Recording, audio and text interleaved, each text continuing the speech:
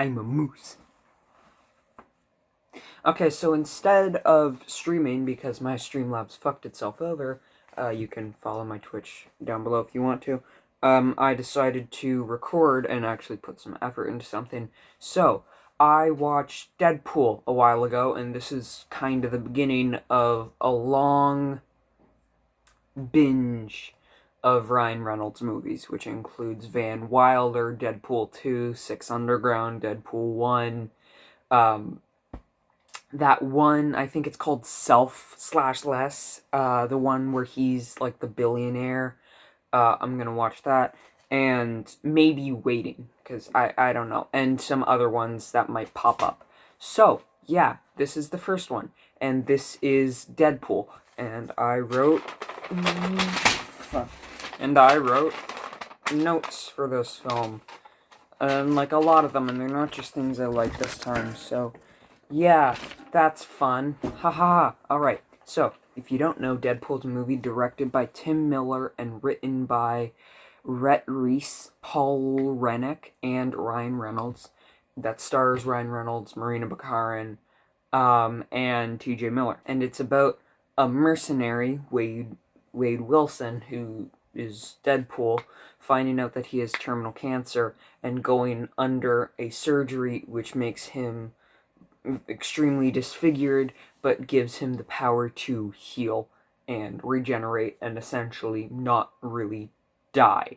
So, yeah, that's the basic premise of the movie. It's one of my favorites. It's one of my favorite Ryan Reynolds movies. He's one of my favorite actors. And I love this movie so much. I watched it with my dad, and a lot of movies I do watch with my dad because we have very similar tastes, but he's watched it like 10 times, I've watched it thrice, and yeah, it's a good movie. I love it a lot. Things I can say for non-spoilery things.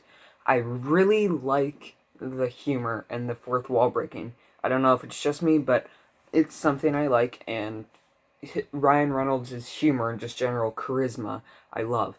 And the casting of this movie, I absolutely adore. I love Ryan Reynolds as him. I really like Marina Baccarin as him, who plays the love interest in Firefly, who I can no longer remember the name of. Inara. Her name is Inara, and she's great in that, and the chemistry between those two is absolutely great. And TJ Miller's in this. You may know TJ Miller from the Emoji Movie, where he played Meh, and that movie was shit, and I'm not going to watch it again. I'm not going to do a review of it unless I'm paid like $20. So yeah, that's fun. Getting back on topic, their chemistry is great. I love all these actors that worked on it. The guy who plays Francis is great. Gina Carano is there. I'm not gonna talk about Gina Carano. Just a fun comedy action adventure movie, and one of my all-time favorite Marvel movies. Just ever. Yeah, good movie. I'd recommend it. Okay, now I'm going to get into spoilers. One thing about this movie is the flashbacks, like bop bop bop bop bop bop. They annoyed me a lot with Eternals, but for some reason they don't annoy me here. I don't know if it's because I was already annoyed and kind of bored with Eternals, but this movie just keeps me very entertained, and I honestly love this movie. I could watch it 10 more times, but like Eternals was very boring and slow and did not keep me entertained, while Deadpool was the opposite. His charisma is his charisma and wisecracking is always keeping me there, and I love that. So that's probably why the flashbacks forward didn't bother me as much. I can't think of another reason. Maybe that they were shorter, but yeah. And they didn't last for a lot of the movie. Well, I mean, they lasted for the first half hour, but compared to what Eternals did, which was like nearly all the movie is, like nearly half the movie's flashbacks, yeah. So, okay. The opening scene with the moving around the car is just, it's a beautiful scene, and I love it a lot. There won't be a lot of notes like this where I'm like, oh, I really like that, oh, I really like that, oh, I don't really like that, oh, I really like that. It's more analytical for this movie, but there will still be some. But I really like them just panning around it and going into very descriptive detail, or just, like, the music choice is great, and just hearing it swell was nice, and the credits of, like, some overpaid asshat of the credits of just replacing the writers' names and the director and cast members' names with just like insults and stuff. I honestly really like that. And I think a lot of people did. Francis has, I don't know what to call it. I'm 100% sure it's British, but I don't know if it's like more like angry British, kind of like what Roy Kent and Ted Lasso has. But like that accent, I love that accent. Like he could talk about fucking crack cocaine, and I'd be very interested in what he has to say because of his accent. Gabriel Iglesias has a good bit on it. One of my favorite scenes of the movie is one that you might have seen or heard of or seen referenced at some point, is the maximum effort scene when that line first gets introduced in the movie, when he goes into the car and just starts, "Have you seen this man?" I love that. Again, his charm and just general charisma. And in my opinion, any fight scene that uses its environment in a really interesting and unique way, I always enjoy. Like the thing with the cigarette lighter in the car and how he puts it on the guy's head to kill him, or just knocking the guy out of the back, which is, I don't know, but I honestly really like that. Or hitting his head against the fucking radio to change the stations. Yeah, I really like this movie a lot. And the grenade bullet where he shoots the grenade in the countdown scene was also very smart move. Once again, Ryan Reynolds, one of my favorite actors, he has amazing comedic timing, and he's an amazing comedic actor, but he's also a very good serious actor in movies like Six Underground, or the more serious parts of this film. He's an amazing actor and one of my favorites. Also, like the mercenary, when we flash back to him like that, when we flash back to him before the first flashback of the movie, when he's going to the pub, the bar, sorry, where TJ Miller works, um, I want a mercenary game kind of like that. I haven't played Hitman, I really want to, and if it's like that, I'll be so enthused. But I honestly would love like a video game like that. That would be so much fun. Speaking of Deadpool, the list of names in the Deadpool, which if you don't know, why are you watching this at this point? But it's when someone bets on someone to die, and there are a bunch of names and initials that they wrote into the Deadpool, and a bunch of them that I knew were things like M. Tyson, meaning Mike Tyson, Ryan Reynolds, or R. Reynolds, meaning Ryan Reynolds, T.J. Miller, which is his fucking name, L. Lohan, Lindsay Lohan, M. Cyrus, Miley Cyrus, B. Cosby, Bill Cosby, C. Sheen, Charlie Sheen, K. West, Kanye West, and V. Putin, Vladimir Putin. It's a little Easter egg, and there are a bunch of other names there. I'll put a photo of the Deadpool on screen if I can find one, and see if you recognize any of the people. But it's a nice little Easter egg that I really appreciate. I find the scene where like once again, the chemistry between Marina Baccarin and Ryan Reynolds in this movie is very palpable, and just seeing like the scenes where they're living together was very nice, and they did a really good job. And apparently those sex scenes took 2 days to film, as she says on Conan, who's a great talk show host, and I miss him.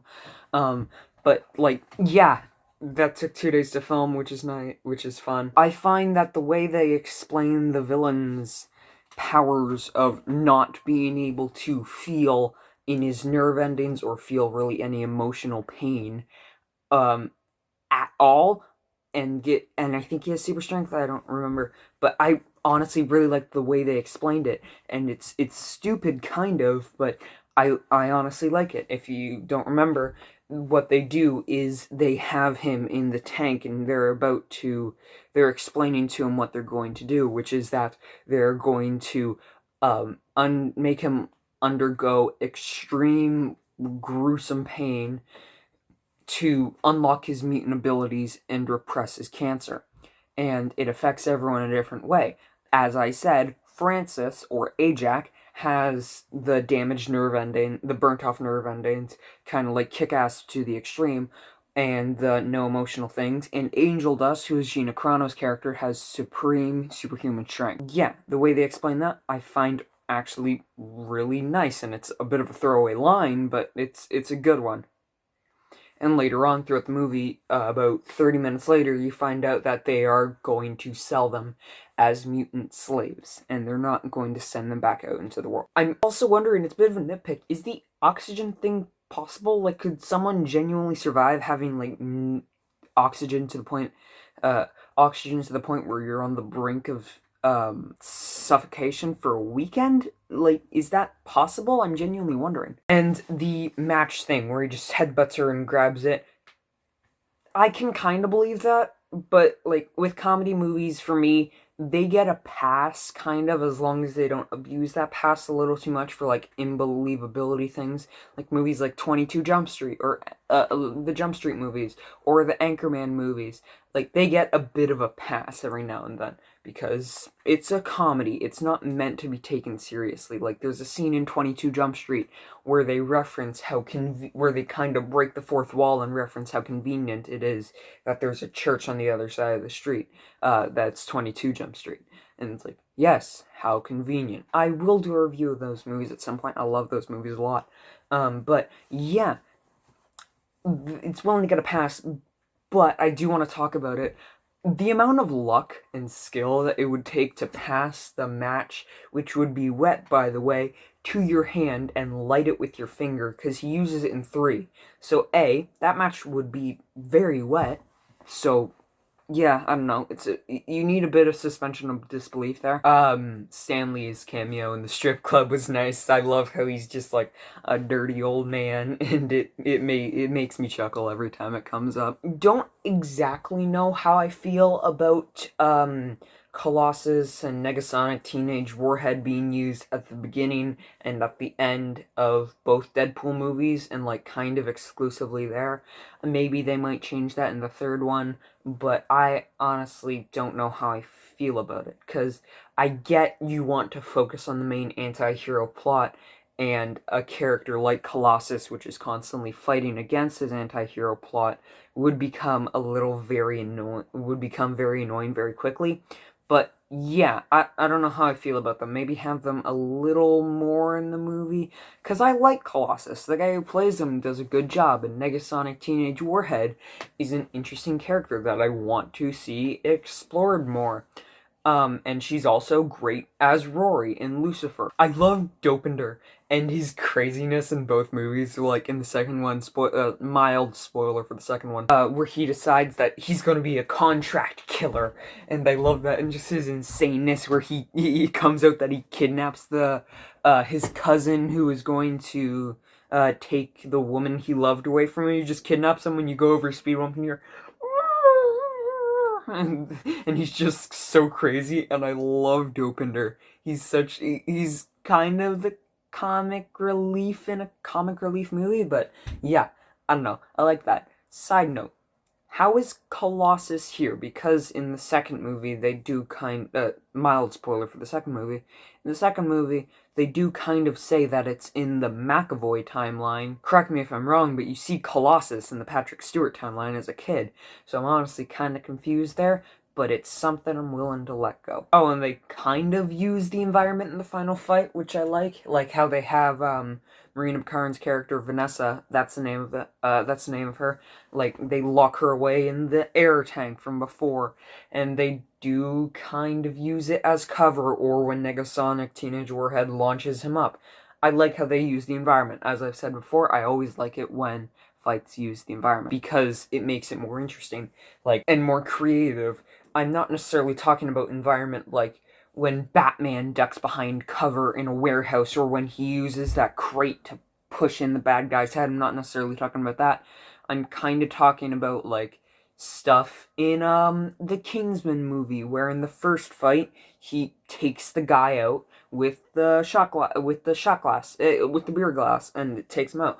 Alrighty, so what I was trying to say before my editing software went to shit and I kind of have to do a voiceover now, is that I have a Kingsman review for Kingsman, the Secret Service up, and it should be in the cards, and that I find that Francis's outfit in the final fight scene makes him look like a default character in a Call of Duty game. I don't know if I'm the only one getting that impression. finally, the last thing I wanted to say about the movie before I get into my recap was that I liked the Ferris Bueller reference to the. I liked the reference to Ferris Bueller in the post-credit scene with the and where they confirm where that cable's joining in. I honestly really enjoyed that. Alright, now I'm just gonna get into my recap of the movie. Honestly, I love this movie a lot. It's one of my favorite Ryan Reynolds movies. The charisma between the cast is very well done. The fight scenes are always enjoyable, and the jokes are fun. The actors did a fantastic job, and I would rewatch this again and again and again. I could rewatch this 10 more times if I have to. So yeah, now it's time for personal stuff. I hope you enjoy the little thing that's going on with all the movie clips. I'm trying to have that done in the outros more often now that I've figured out how to do it, so that should be there in more outros. So yeah, hope you enjoyed this video. I hope you liked it. I'm trying to put more effort into these instead of just cutting clips out and stuff. I'm trying to put more effort. So yeah, if you liked it, I would love it if you could subscribe to see future stuff like this, or like the video if you want. Or you can follow me on my socials, like my Twitter, YouTube, Facebook. When I say YouTube, I mean my second channel. My Twitter, Instagram, YouTube, Facebook, YouTube second channel, or Twitch. All those are available for you to follow. Really appreciate it if you followed any of them. And yeah, have a good day, and bye-bye.